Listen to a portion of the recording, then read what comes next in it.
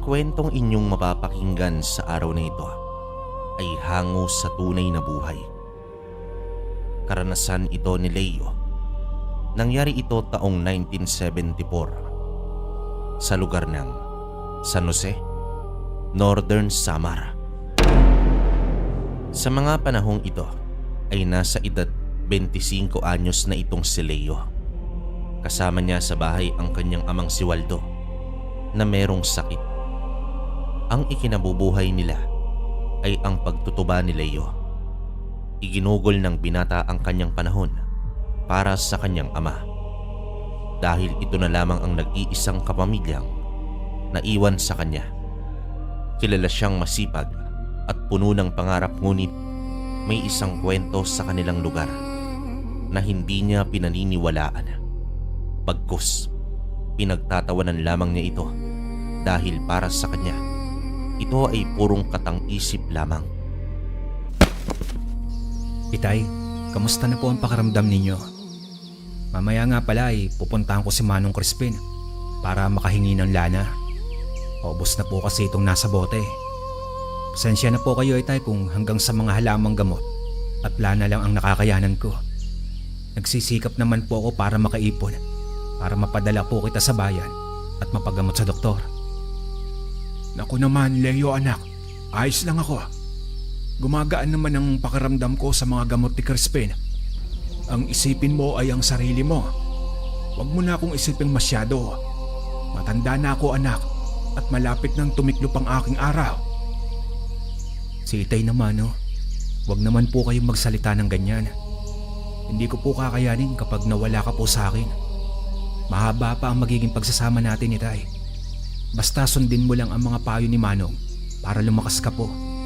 Itay, mahal na mahal po kita. Gagawin ko ang lahat, gumaling ka lang. At higit po sa lahat, hindi kita iiwang kahit anong mangyari. Sa katunayan niyan, Leo anak, nahihiya na ako sa iyo. Dapat isipin mo na ang sarili mong buhay at kaligayahan. Pero heto ka, nag-aalaga ng sakiting matanda. Itay, ikaw po ang buhay at kaligayahan ko. Kaya huwag na po kayong mag-isip ng ganyan. Pero maiba ako. Sino ba yung mga tao sa labas kanina? Mukhang may seryosong pinag-uusapan. Yun po ba? Sina Aling Irma at Aling Ason po. Pinag-uusapan nila yung tungkol na naman sa beringan. Ewan ko po ba sa mga taong yun kung bakit nagpapaniwala sa mahiwagang syudad. Wala naman akong nakikitang ganoon dito sa lugar natin. Beringan baka mo. May sasabihin ako sa iyo, anak. Pero hindi kita pipilitin na maniwala. Noong bata pa kasi ako, minsan nangahoy kami ng aking ama at hindi namin namalaya na umabot na pala kami sa bundok sa pagitan ng San Jose at Bonbon. Gawa nga ng gumabi na at umulan pa, nagpasya na lang si Itay na magpalipas ng gabi sa bundok. Gumawa kami ng pahingahan gamit ang mga dahon ng anahaw.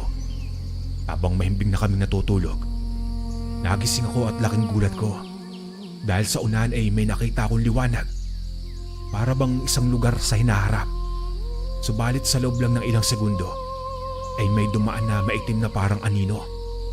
Tapos ay naglaho na ang matinding liwanag.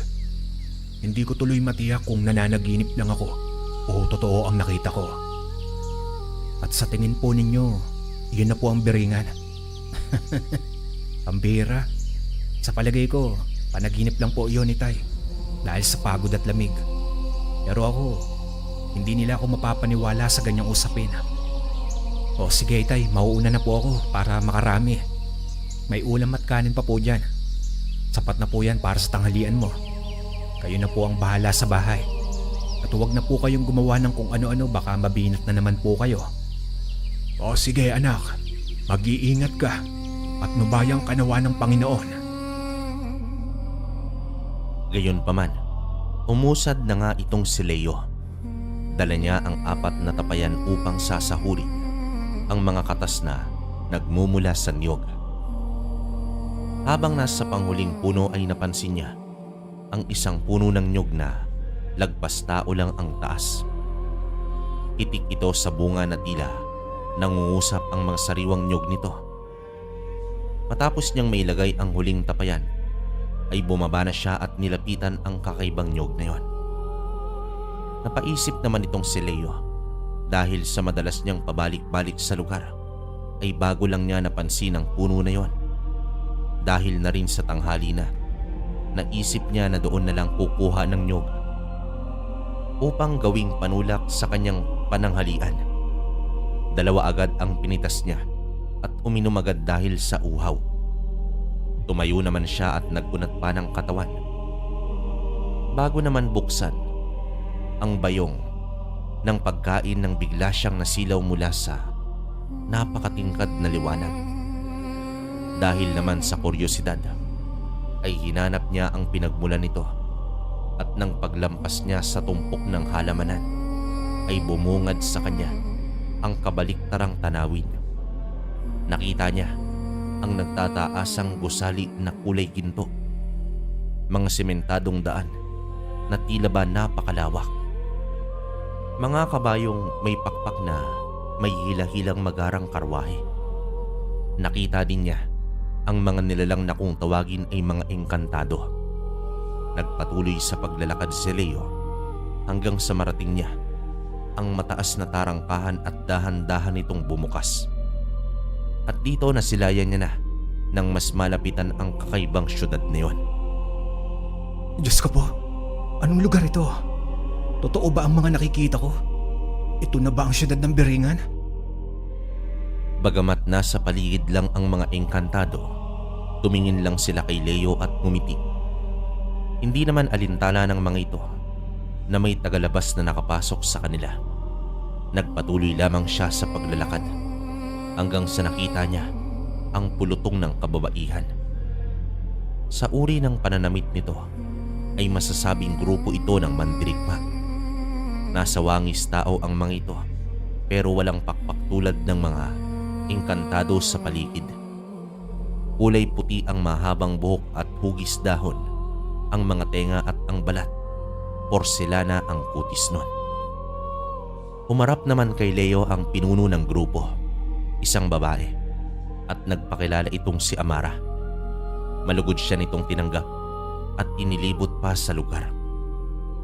Hindi na napigilan ng binata na magtanong kung bakit tila kampante sila na may tagalabas na nakapasok. Tumugon naman si Amara at ayon sa kanya, hindi nagpapakita ang mahiwagang puno sa mga taong may maitim na budhi. Kaya naman alam nila na mabuti ang kanyang kalooban.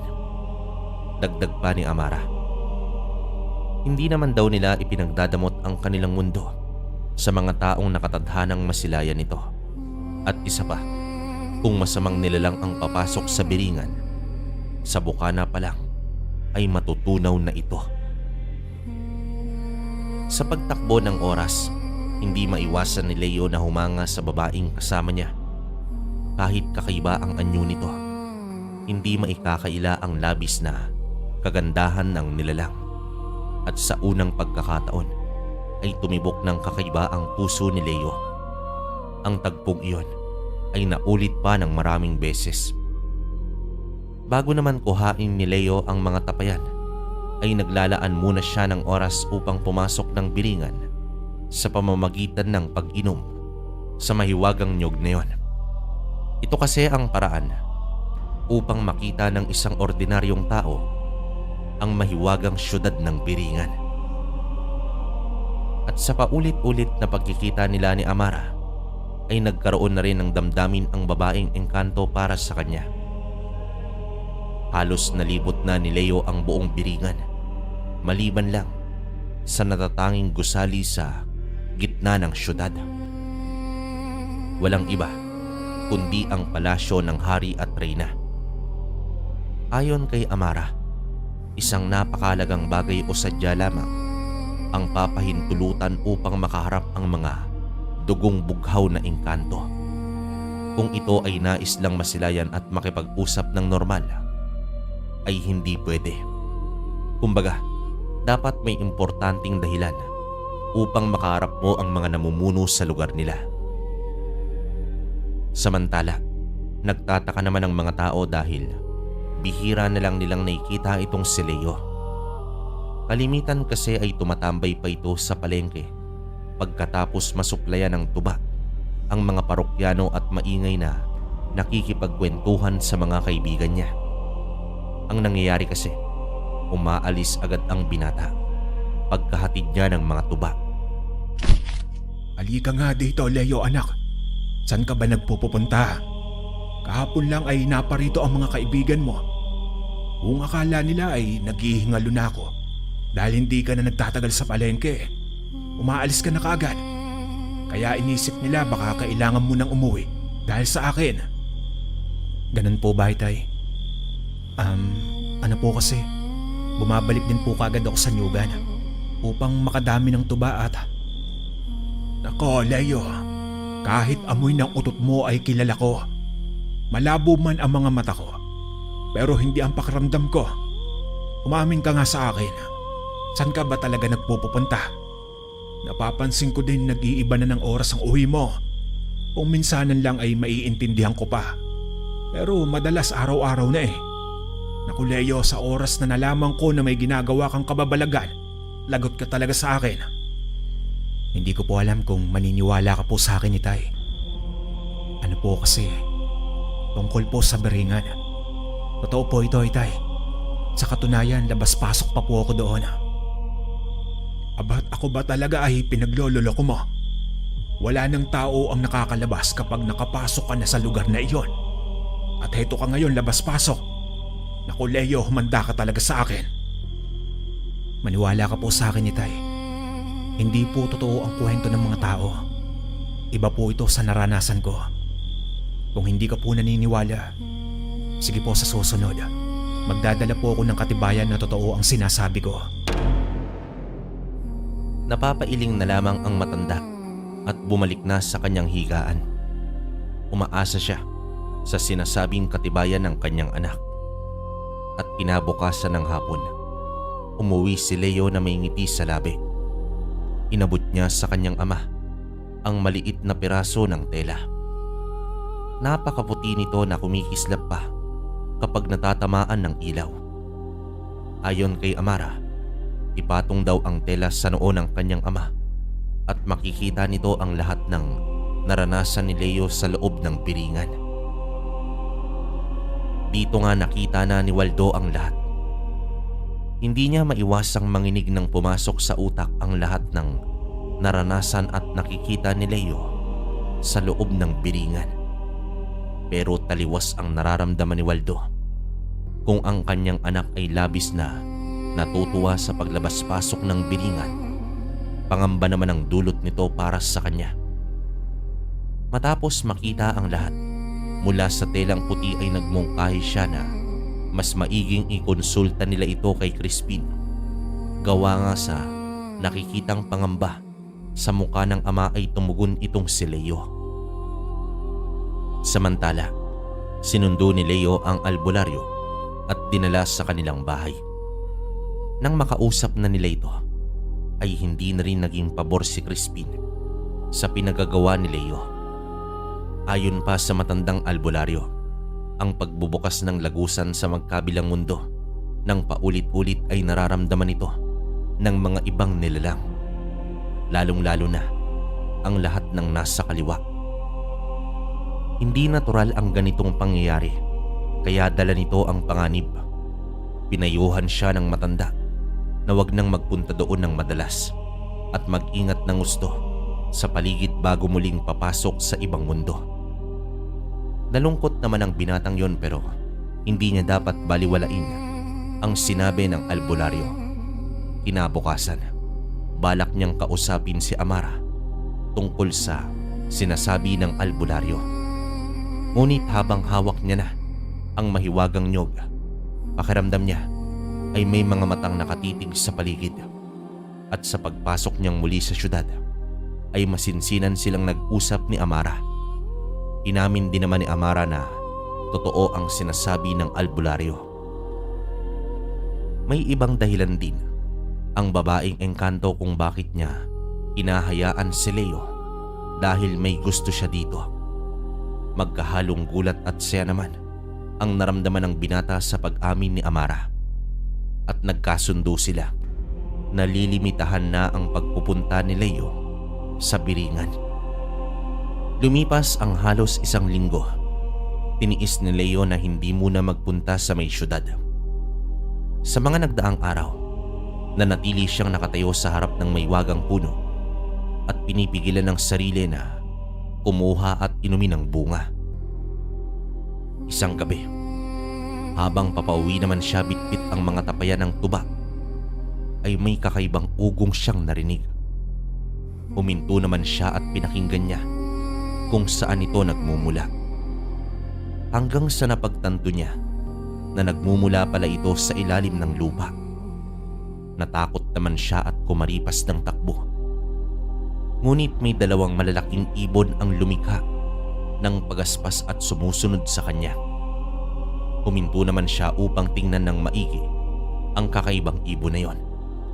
Laking gulat na lamang niya nang tumambad sa kanya ang 2 nilalang na napakapayat at hindi mailarawan ang itsura sa sobrang nakakatakot nito. Naibato pa niya ang mga tapayan bago muling tumakbo. Pinili niyang sumuot sa may kakawyan upang kahit papaano ay mapipigilan ng mga sanga ang 2 aswang. Hanggang sa tumarak sa binti ni Leo ang nakausling sanga dahilan upang matumba ito. Pilit niyang pinigilan ang boses at tiniis ang sakit, ngunit nakita pa rin siya ng mga nilalang. Lumapag na ito sa lupa at umatungal habang papalapit sa kanya. Labis na nagmamakaawa si Leo kahit alam niya na hindi nadadala sa ganoon ang mga nilalang na yon. Akmang susunggab na ang isang, ngunit isang mabilis na hampas ng espada ang gumuhit sa leeg nito. Halos magulat itong si Leo at ang isa pang aswang hanggang sa biglang sumulpot si Amara at tinapyas ang muka ng aswang dahilan upang bumagsak ito sa lupa. Nagulat naman ang binata at napatanong kung bakit naroroon ang engkanto. Tumugon naman si Amara. Nananabik na siyang makita muli si Leo, kaya siya na lamang ang nagpunta sa mundo ng tao upang makita ang iniibig nito. Ngunit iba ang kanyang natagpuan at doon niya nakita si Leo na muntik ng malapa. Napayakap ng bigla si Leo dahil naman sa sobrang pasasalamat. Bago naman sila umalis sa lugar, ay binudburan ni Amara ng kakaibang pulbos ang mga bangkay ng aswang. At sa loob ng ilang segundo, naglaho na ang mga ito kasabay ng hangin. Habang sila'y nag-uusap, nalaman ni Leo na posibleng matagal nang alam ng mga aswang ang tungkol sa labas-pasok niya sa Biringan. At pinaniniwalaan ng mga aswang na nagbibigay karagdagan lakas sa kanila ang kumain ng isang engkanto. Marahil naniniwala din ang mga iyon na may kakaiba na sa katawan ni Leo dahil sa ugnayan nito sa kabilang mundo. Sa ilalim ng isang puno, naupo ang 2. Ibinigay ni Amara ang isang ugat ng nyog na may 2 pulgada. Proteksyon yon laban sa mga masasamang nilalang. Ibinigay din niya sa binata ang isa niyang pulseras. Nang maisuot ito sa kamay ni Leo, ang gintong pulseras ay naging ordinaryong palamuti na gawa naman sa kahoy. Pagkuhubli daw iyon upang hindi maging kaakit-akit sa paningin ng ibang tao. Paliwanag pa ng engkanto, ang pulseras na iyon ay nagbibigay kapangyarihan sa bawat bagay na mahawakan Leo. Tila ba nagiging sandata kapag gugustuhin niya ito. Ang ugat at pulseras ay magsisilbing depensa at opensa niya sa oras ng labanan. Dagdag pa ni Amara, mag-iiba ang takbo ng katawan ni Leo kapag nasa oras na ito ng labanan. Bago naman magpaalam ay ngumiti ang babaeng engkanto. Inaplos ang pisngi ng binata at tuluyan ng umalis. Lumutang sa ere si Amara at mabilis na umaibabaw. Nag-iwan din ito ng malaasul na konting liwanag bilang bakas sa kanyang pag-iral. Kinabukasan ay nagpaalam si Leo sa ama upang puntahan si Crispin. Nais niyang ipaalam muna sa albularyo ang 2 bagay na ibinigay ng engkanto sa kanya. Kumakaway lang naman si Waldo habang nakahiga at nakapikit pa bilang tugon sa anak. Bago naman siya lumayo sa bahay, inuha niya ang ugat ng nyog. Humiling siya dito na bigyan ng proteksyon ng kanyang ama at ang kanilang pamamahay. Sa pagtapik niya sa haligi ng bahay ay may kung anong liwanag ang mabilis na gumapang sa buong kabahayan. Dito napatras na lamang si Leo sa gulat niya. Napangiti na lamang siya dahil ramdam niya ang malakas na proteksyon sa kanilang bahay. At sa pagdating niya sa bahay ng albularyo, agad niyang isinangguni ang dalawang bagay na nasa kanyang mga kamay at ang nangyaring pag-atake kagabi. Diyos ko, Leo. Napakalakas ng mga bagay na ito. Wala ka ng pinagkaiba sa isang antingero. O baka masigit pa. Ibig sabihin, ganoong kalakas ang ugnayan mo sa mundo ng mga engkantado. Pambihira ka, Leo. Subalit may kaakibat na mabigat na pasanin ang mga bagay na ito. Minsan ka nang inatake ng mga aswang. Kaya hindi posibleng mangyari ulit iyon. Pero dahil may panlaban at proteksyon ka na, kaya mo nang ipagtanggol ang sarili mo. Pero hindi sa mga taong nakapaligid sa'yo tulad ng iyong ama. Po, ibig sabihin, madadamay ang aking ama dito? May kakayahan ng aswang na markahan ng kanilang biktima o kalaban. At sa ugali ng mga aswang, ang sino mang madikit o malapit sa kanilang kalaban ay tiyak na mapapahamak. Kaya huwag na huwag mong iiwanan ng iyong ama, Leo. At magiging responsibilidad mo ang taga-baryo dahil sila ang nakakasalamuha mo. At isa pa, mapagiganti ang mga aswang. Kaya nilang sumugal at makipag-ubusan ng lahi makapagiganti lang. Ano po ang gagawin ko, Mang Crispin? Ibabalik ko na lang kay Amara ang mga bagay na ito. Huli na, Leo. Nagsimula na ang laban. Nasa tadhana mo na ang landas ng isang mandirigma. Ito ang tatandaan mo. Huwag kang matakot. Huwag kang manghina dahil ang katatagan mo ang magsisilbing pinakamalakas mong sandata. Pinasok mo na ang mundo namin, Leo. Kung nais mong makawala, isasakripisyo mo ang lahat ng buhay na nadadaanan mo. Hindi ko pinapabigat ang loob mo, kundi sinasabi ko sa iyo ang katotohanan dapat mong harapin. Napayuko naman at sinapupo na lamang ni Leo ang kanyang ulo dahil sa kanyang natuklasan. Wala siyang nais na sisihin dahil hindi naman niya alam na ito pala ang kapalit sa kakayahan niyang makalabas-pasok sa mundo ng biringan. Matapos maliwanagan ay malungkot na umuwi itong si Leo. Sa pag-apak niya sa kanilang bakuran ay laking gulat niya dahil masayang nakangiti ang kanyang ama na nasa balkonahe habang umiinom ng kape. Nagulat naman ang binata dahil sa kakaibang aura ng kanyang ama hanggang sa nagwika ito na magaan na daw ang pakiramdam nito at animoy nawala ang kanyang sakit. Dito na sumagi sa utak niya ang nangyari bago naman siya umalis ng bahay. Subalit ang kasiyahan ni Waldo ay binasag ng isang katotohanan. Ipinagtapat niya sa kanyang ama ang mga sinabi ni Crispin. Mabigat man sa loob, pero kailangan nilang harapin ang panibagong hamon sa kanilang buhay. Ay, sinasabi ko na nga ba, darating tayo sa ganito. Pero kung iisipin mo, maswerte pa rin tayo dahil sa tulong ng kaibigan mong engkanto. Ganito talaga ang buhay, anak. Puno ng pagsubok at pakikibaka. Kung iniisip mo na magagalit o matatakot ako, naku, huwag mong isipin yon. Sa tanda kong ito, ano pa ba ang katatakutan ko? Ang mahalaga ay kung papaano mo harapin ang pagsubok na ito. Pero huwag kang mag-alala. Narito lang ako, anak, handang sumuporta at dumamay sa'yo. Maraming salamat po, Itay. Kung alam ko lang, sana hindi ko na sinubukan pumasok ng beringan. Nako, anak. Huwag mo nang sasabihin ulit yan. Nakatadhana ka at may dahilan kung bakit ito nangyari sa iyo. May dahilan ang Panginoon, anak. Magtiwala ka lang sa Kanya. Sa paglipas pa ng mga araw ay napansin ni Leo ang kakaibang kapaligiran. Hindi niya may paliwanag pero parang may iba. Parang may nagbabadyang panganib. Isang gabi, nagulantang silang mag-ama dahil sa sigawan ng mga tao. Agad na binuksan ni Leo ang bintana sa kanyang kwarto at tumambad sa kanya ang iilang bahay na nasusunog noon. Mga taong nagtatakbuhan at ang mga nilalang na nagliliparan sa ere. Naglaban sa kanyang kalooban ng takot at awa para sa kanyang mga kababaryo. Hanggang sa nagwika ang kanyang ama mula sa kabilang kwarto. Leo, ano pa ang hinihintay mo? Hihintayin mo bang maubos ang mga tao? Sumilip naman si Leo sa kanyang ama at nagbilin na wag itong lumabas ng bahay. Ngumiti at tumango ang matanda. May pag-aalangan man pero naglakas loob siyang lumabas na ng bahay.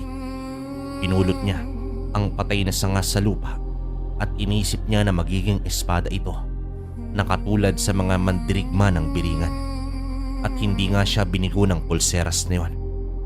Ang sanga ay naging malaking espada. Kumikislap ang talim nito. Unang inatake ni Leo ang mga aswang lakat. Batid din niya ang kakaibang galaw at lakas ng kanyang katawan at dahil iyon sa ugat ng nyog. Sa isang hampas, hati agad ang katawan ng aswang. Sa kabilang bahagi naman, nakipaglaban din ang mga tao gamit ang sulo at itak. Nakita din niya si Manong Crispin na abala sa pag-usal kontra aswang.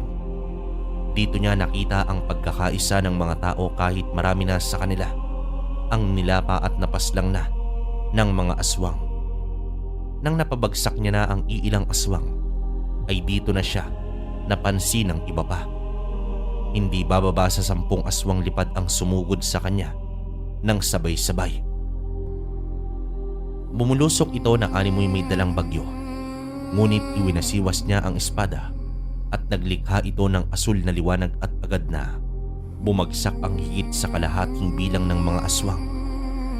Ang iba ay nilampasan siya sa takot na madadali niya ito. Umangil naman ang mga aswang dahil sa galit. Nagulat din ang mga ito sa kanyang pagsulpot at sa sandaling ito ay nagharap na si Leo at pinagsamang puwersa ng mga aswang. Habang sa kanyang likuran ay may mga natitirang mga tao na patuloy sa pakikipaglaban. Unti-unting lumapag ang isang aswang. Tumitig ito sa binata at ngumisi. Ikaw pala ang binata na labas-pasok sa beringan. Isinusumpa ko na nakilala kita. Sa susunod nating pagharap, titiyakin ko ang kamatayan mo. Bakit hindi pa natin ngayong tapusin ang laban kung sino ka mang demonyo ka? Huwag kang atat, binata. Darating din tayo dyan. Hindi ko hayaan na may mabiktima pa kayo sa baryong ito. Haharangin ko kayo sa abot ng aking makakaya. Matapang na binata. Gusto ko yan. At umanda ka sa aking pagbabalik. Bumagwis naman ang pakpak ng aswang at sumunod din na umalis ang mga kasama nito. Sa gabing yon ay napatras nila ang mga kalaban. Isang kahindik-hindik na pangyayari sa kanilang baryo. Ngunit hindi kasiyahan ang kanilang naramdaman, kundi pagluluksa dahil sa mga nawalang buhay. Samantala, kinabukasan ay nasa biringan muli itong si Leo. Sa araw na yon ay unang beses niyang nakita ang hari at reyna ng syudad. Nagbigay pugay ito sa kanya dahil sa ginawa niyang kabayanihan sa kanilang baryo. Labis naman ang saya ng binata, lalo pa at binigyan siya ng basbas ng hari. Hindi lang ang may wagang ugat ang proteksyon ni Leo, kundi pati na rin ang proteksyon ng hari. Pagkatapos ng tagpong iyon, ay nagkasarilinan sila ni Amara. Inalok siya nito na manatili na lamang sa loob ng biringan, kung saan payapa at masagana siyang mamumuhay. Alam ni Leo na kapag ginawa niya iyon ay makakasama niya na ang babaeng nagpatibok sa kanyang puso, subalit mas mabigat sa kanya ang pangako niya sa kanyang ama at sa mga tao sa baryo.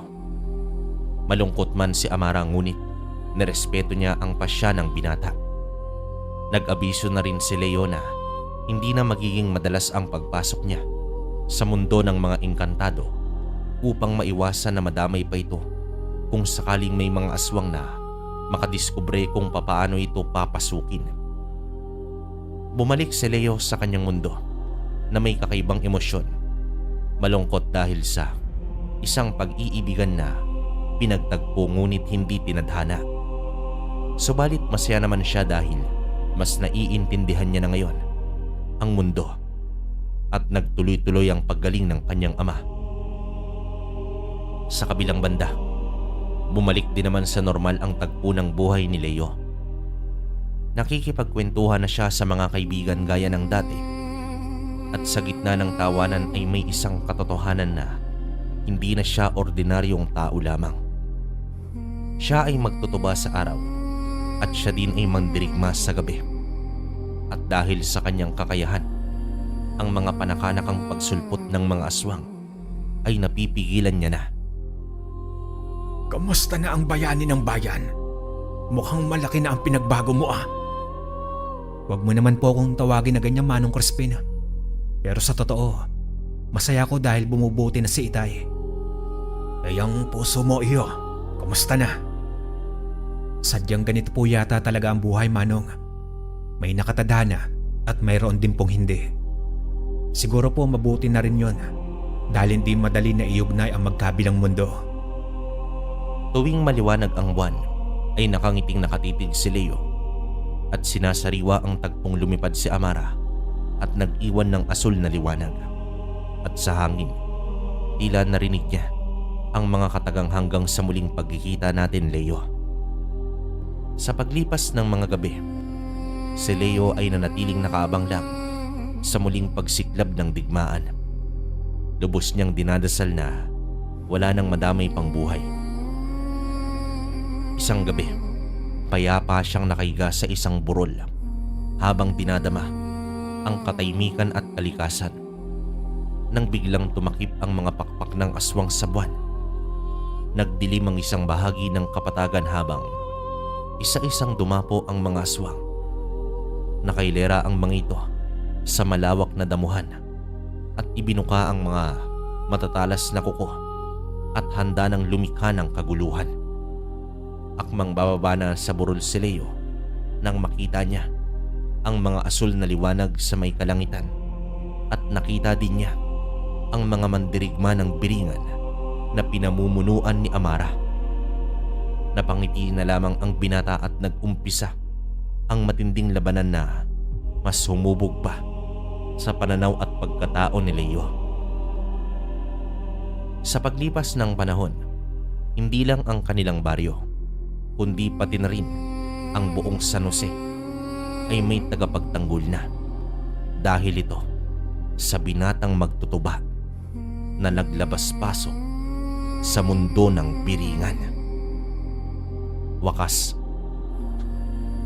Okay, para sa akin mga kabaryo, grabe tong kwento na to. Hindi naman natin first time magkaroon ng ganitong kwento na biringan, no? Pero ito parang kakaiba kasi nga labas-pasok tong si Leo. So, para sa akin, isang matinding abilidad yung ganon.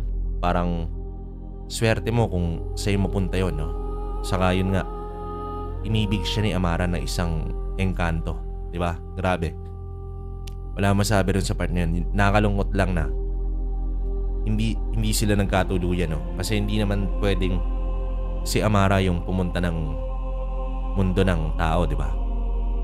Kung si Leo, yun nga, doon na siya titira, mahirapan siyang makalabas na. Kasi alam ko may ganito tayong kwento, last year ata yun, na parang doon siya tumira tapos pinakain lang siya ng itim na bigas na kanin. So parang ganon. Ito iba kasi to, medyo open to sa isa't isa kaya na-explain ng maayos. Yun, para sa akin napakaganda. Hindi masyadong bakbakan, nakakabitin nga lang talaga. Pero kayo, kung may komento kayo sa kwento ni Leo, comment nyo sa baba mga kabaryo para mabasa namin. Muli hanggang dito na lang, hanggang sa mga susunod na kwento. Maraming salamat sa inyo.